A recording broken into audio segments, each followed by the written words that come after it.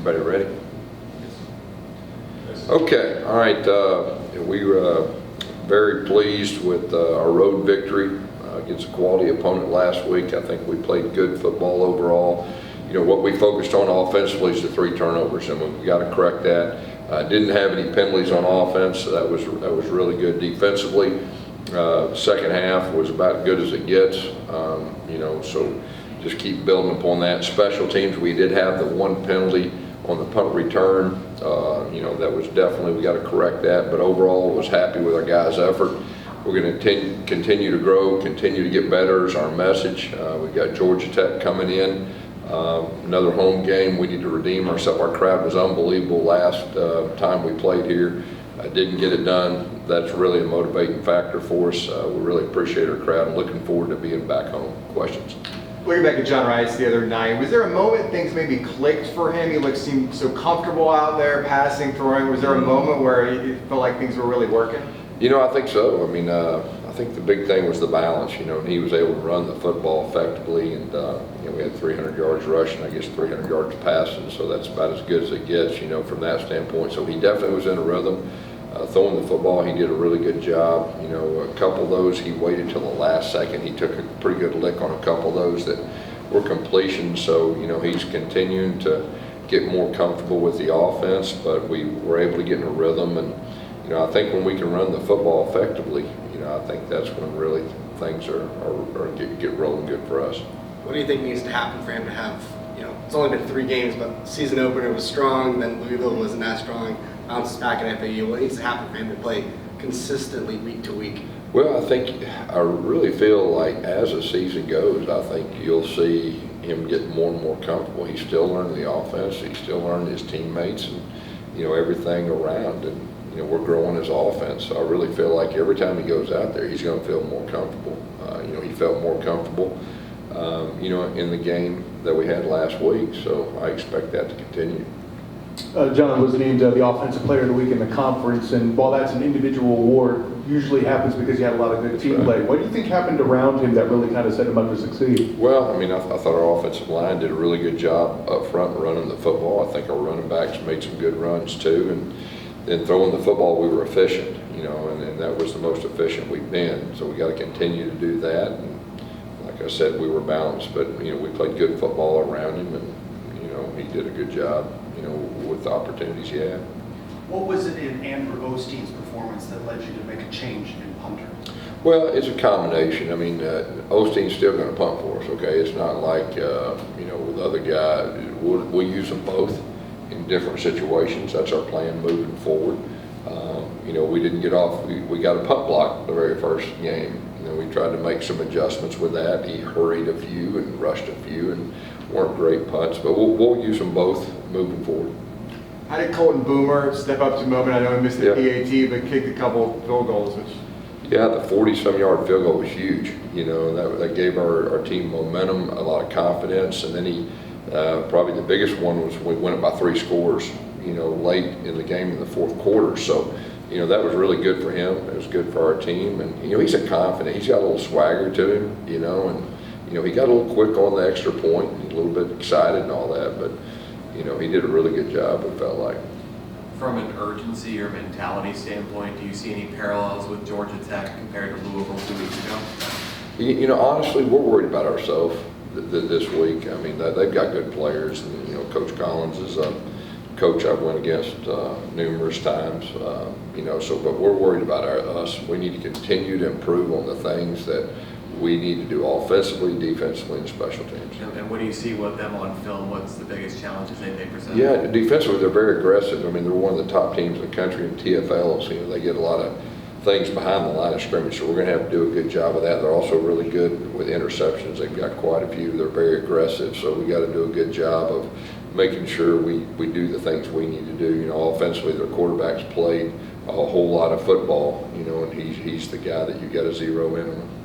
On defense, you guys gave up 2 quick scores, and then the team went 33 unanswered from that point on.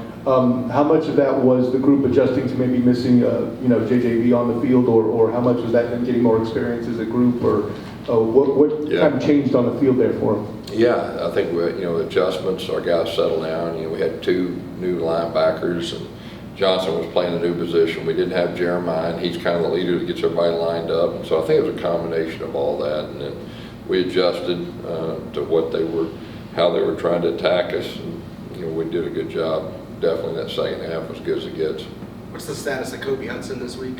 He'll have a chance. We'll see how things go in practice, but he'll have a chance to be out there. Jordan Davis on the opening kickoff Yeah. got hit pretty hard Yeah. blindside. We saw him on crutches. How was he? Yeah, that's a tough deal. Jordan is a phenomenal young man. He was playing really good football, and he's going to be out for an extended period of time. We hated for him. Like I said, he was really, really doing well. It's exciting to watch, but do you cringe a little bit when you see John Rice Plumlee make some of the runs that he makes? The only time I cringe a little bit is when he tries to run people over, and so the reason that's what he does, but that one he ran the guy over, I told him, we just want to do that when it's for the game, or a huge third down, fourth down deal, but no, that's what he does. I mean,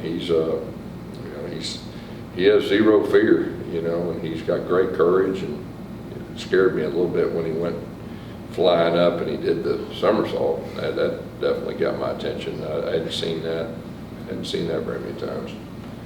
But we're talking about players that might be missing due to injury and stuff. Compared to last year, how much of a relief is it when you think about how much we're missing health-wise versus this year being relatively healthy? Yeah, it feels completely different. I mean, last year it was a mass unit. We were just trying to we were still learning our team too, so it was a combination. This year we have a lot of great information about our guys, and for the most part we're doing a decent job with the health. We just got to continue that moving forward, and like I said, if you can do that, you can continue to grow. And I told our team the other day, this is the time of year that the good teams start getting better. You see every year at the first of the year, a couple teams everybody's excited about, and then all of a sudden they hit a lull. We need to be that team that continues to get better as the season goes. And we did that last year after we kind of had that 2 or 3 game, figuring out our identity with everybody who was injured and all that. We actually got better. So we need to do that same thing, moving forward. And I feel pretty confident that we have the pieces of the puzzle to do that. What did the offensive line do better this week? They did a good job with the run blocking. They did a good job protecting our quarterback. There's one time that they got to him, but they actually green dogged and a guy came late, and it was kind of one of those deals. But I thought they did a good job protecting our quarterback, and they were able to get push in the run game. And like I said, we got 2 new tackles. We moved our tackle to guard. They're still growing, but real confident in that group. The other night you were happy about R.J. Harvey scoring his first Yeah. touchdown. Is he in line for more touches considering the fact that he Yeah. played a little bit at the end of that game? I think so. It's good for him to get out there. I mean, he broke some tackles right there, and like I said, he's a very talented young man, and so yeah, there's a good chance you'll see him on the field more. UCF going to the Big 12 next year, 9 conference games. Do you have a non-conference scheduling philosophy that you share with Terry? Is there a certain way you'd like those 3 games to be made out? Yeah, we've talked about that. Of course, when we got here, we were focused on being in AAC and what we got to do and all that. So, we've had conversations since we're going to the Big 12, and the schedules are pretty much set. As far down the line. So, usually it's kind of one, really, good team, and then that's usually the philosophy. But we got what we got right now. So Terry's doing a great job managing that. But yeah, we've talked about that numerous times. What are you seeing from Isaiah Bowser this season? His statistics don't look as gaudy as they did last season. He'll get his. He's a very good running back, so he'll get his. But he's doing a lot of things without the ball. He's protecting. He's doing a lot of things right. Helping us win. He'll get his. It'll come. You mentioned a strong performance by the offensive line. With them performing well up front, how much did that help you open up things for the players? Because we mentioned R.J. Harvey, Johnny Richardson got his too in the game, but how much did that help you open things up? Yeah, I mean, when we're able to run the football, it opens everything up for us. And, anytime your quarterback's a running threat, that's a +1 run that changes defenses too. And, a lot of defenses will do things a little bit different than they would against just a regular, a quarterback. And so, we're growing as an offense. you know, if we can continue to get the rushing yards, it helps the pass game and helps the other running backs too. How did having Ryan O'Keefe help open the offense? Yeah, I mean, when he's ready to go, I mean, I think he's such a threat down the field. And then, of course, get the ball in his hands any way you can. First guy hardly ever tackles him, so just trying to get the ball to our explosive guys. Johnny Richardson, I mean, you see him every week.